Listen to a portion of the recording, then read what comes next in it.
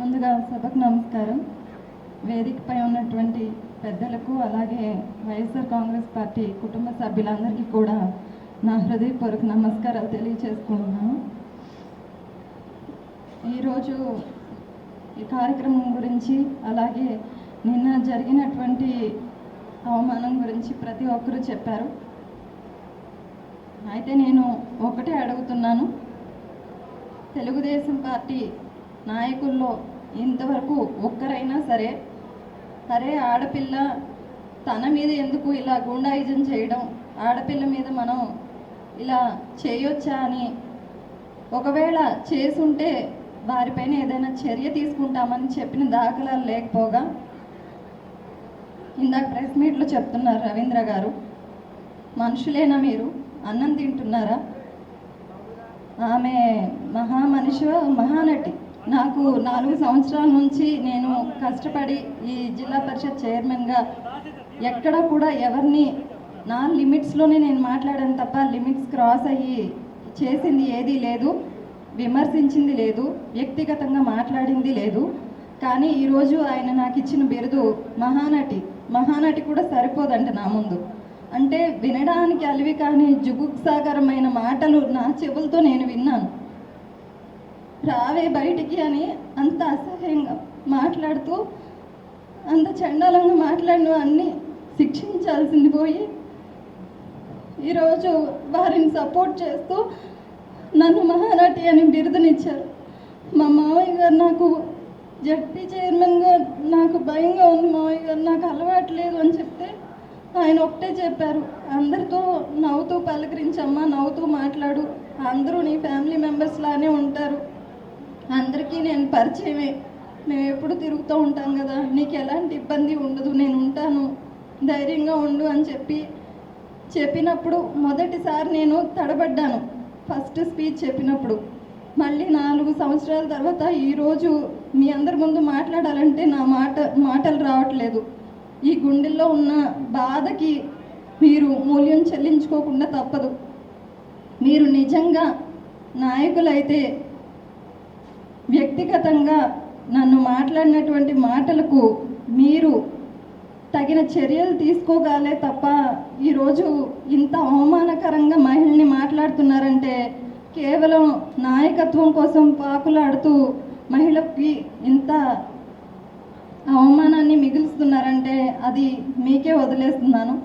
అదే మీ రాము గారు చెప్పారు మీ కుటుంబంలో ఎవరికి జరగకూడదని, కానీ నేను అడుగుతున్నాను, మీరు మీ గుండెల మీద చేయి వేసుకొని మీ కుటుంబ సభ్యులు కారులో వెళ్తూ ఉండగా మీ పైన ఇలానే దాడి చేసి మిమ్మల్ని కూడా ఇదే రకంగా అసభ్యంగా మాట్లాడుతూ మీ వాళ్ళని కూడా ఇలా మాట్లాడితే మీరు ఆవిడని అంటారా, మీ కుటుంబ సభ్యులను అంటారా, లేకపోతే ఎవరైతే మీ మీద దాడి చేసిన వారిని అంటారా?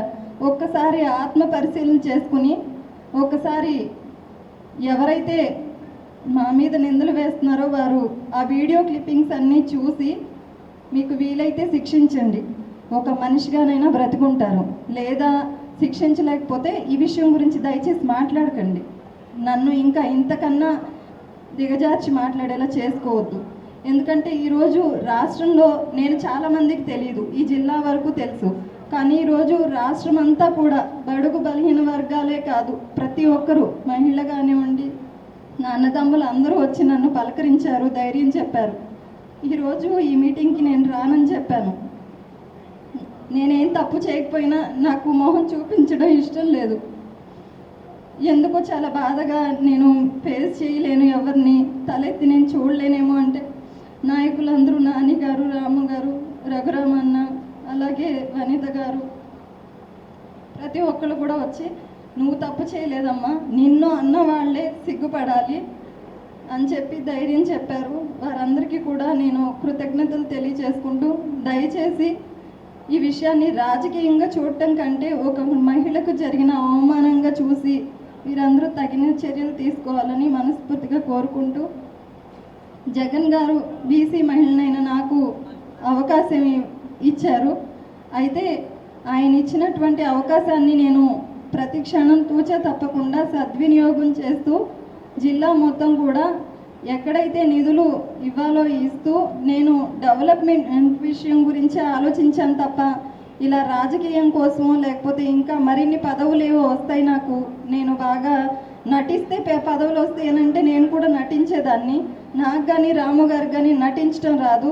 ఏదైనా ఉంటే మొహం మీద ఆయన మాట్లాడతారు, నేను చిరునవ్వుతో సైలెంట్గా ఉంటాను అంతే తప్ప ఒకళ్ళని విమర్శించడమో ఒకళ్ళని వెక్కిరించడమో ఒకళ్ళ వ్యక్తిగత జీవితాన్ని గురించి మాట్లాడటం నేను ఎప్పుడూ చేయలేదు.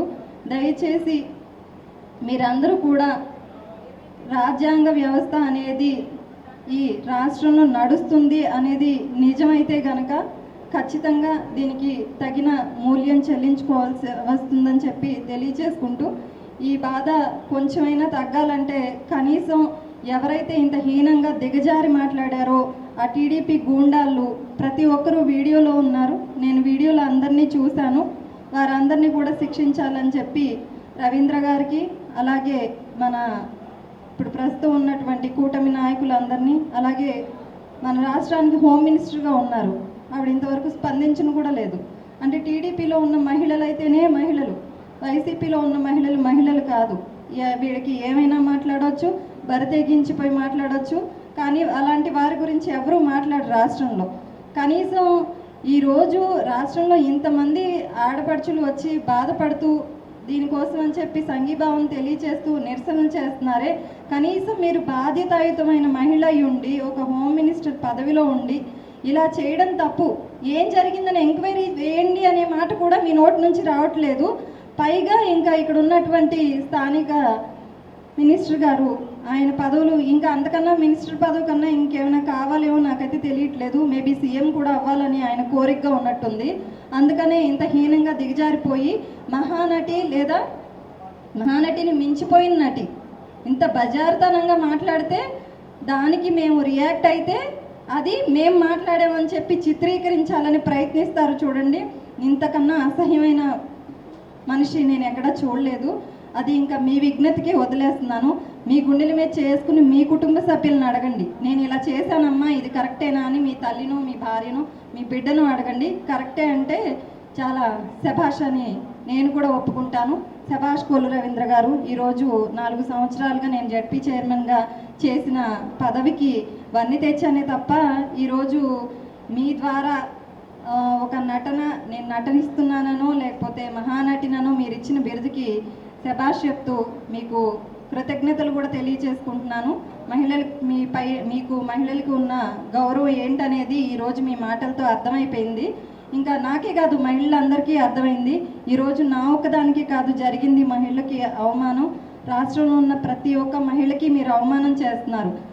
ధైర్యం ఉంటే మీరు గనక నిజంగా నీతి న్యాయం రాజ్యాంగబద్ధంగా మీరు నడుస్తున్నట్లయితే వారిని శిక్షించి ఏం జరిగిందనేది చూసి తెలుసుకొని మాట్లాడండి.